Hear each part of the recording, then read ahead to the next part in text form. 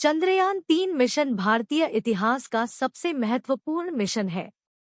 इससे पहले चंद्रयान-2 मिशन भारत द्वारा किया गया था, जो सफल नहीं हो सका है। इसी के उपलक्ष्य में भारतीय वैज्ञानिकों द्वारा चंद्रयान-3 मिशन लॉन्च किया गया। चंद्रयान-3 चंद्र की धरती पर खोज करने के लिए बनाया गया है। इस मिशन का उद्देश्य चांद की धरती पर पानी की खोज करना तथा अन्य जानकारी प्राप्त करना है, ताकि भविष्य में चांद पर जीवन संभव हो सके।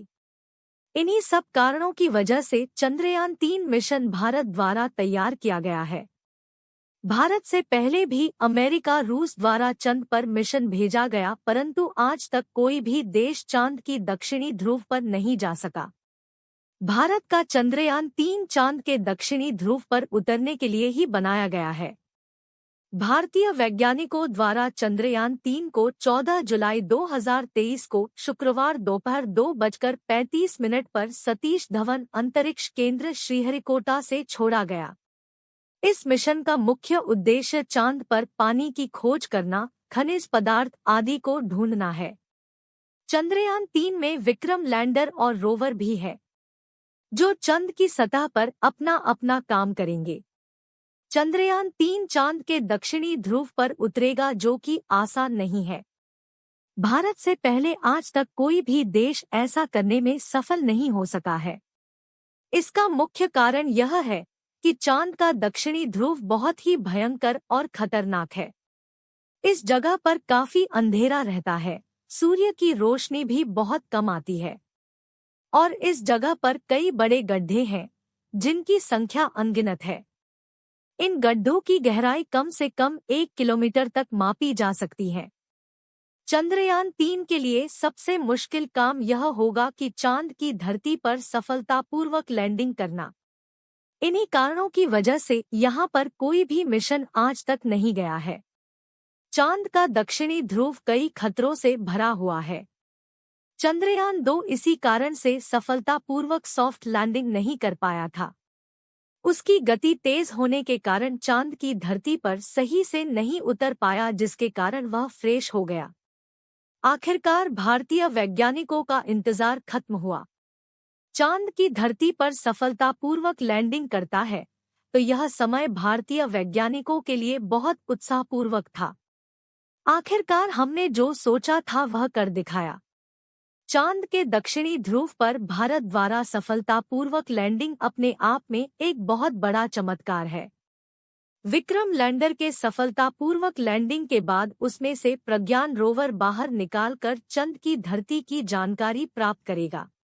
चंद्रयान-3 की सफलतापूर्वक लैंडिंग के बाद प्रज्ञान रोवर चांद की धरती पर पानी की खोज करेगा। चांद के वातावरण कैसा है, इसकी जानकारी इकट्ठी करेगा। चांद पर कोई खनिज पदार्थ उपलब्ध है कि नहीं, चांद की सतह कैसी है, इसकी जानकारी प्राप्त करेगा। प्रज्ञान रोवर द्वारा चांद की धरती पर से कुछ तस्वीरें भेजी गई हैं, जिसमें इन तस्वीरों से यह पता चलता है कि चांद की धरती के दक्षिणी ध्रुव पर पानी की संभावनाएं हैं।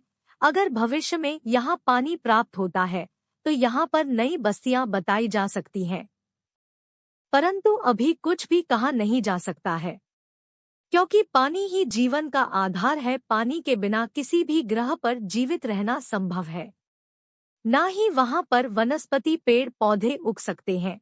इसलिए चंद्रयान का महत्वपूर्ण काम यह है कि चांद की धरती पर पानी की खोज करें। विज्ञान के लिहाज से चंद्रयान-3 मिशन से कई अहम सवालों के जवाब मिल सकते हैं। मसलन चांद की सतह पर भूकंप वाली लहरें कैसे बनती हैं? चांद की सतह थर्मल इंसुलेटर की तरह व्यवहार क्यों करती है? चांद का केमिकल और एलिमेंटल कंपोजिशन क्या है? यहाँ के प्लाज्मा में क्या क्या है? चंद्रयान-3 मिशन की सफलता भारत के अंतरिक्ष कार्यक्रम की सबसे बड़ी उपलब्धियों में से एक होगी।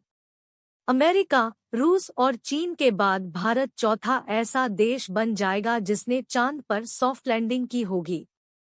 हाल के सालों में इसरो ने खुद को दुनिया की लीडिंग स्पेस एजेंसी के रूप में स्थापित किया है।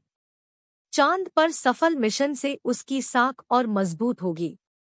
हम भारतीय वैज्ञानिकों का दिल से धन्यवाद करते हैं कि उन्होंने इस मिशन को सफलतापूर्वक करके भारत का नाम विश्व में ऊंचा कर दिया है।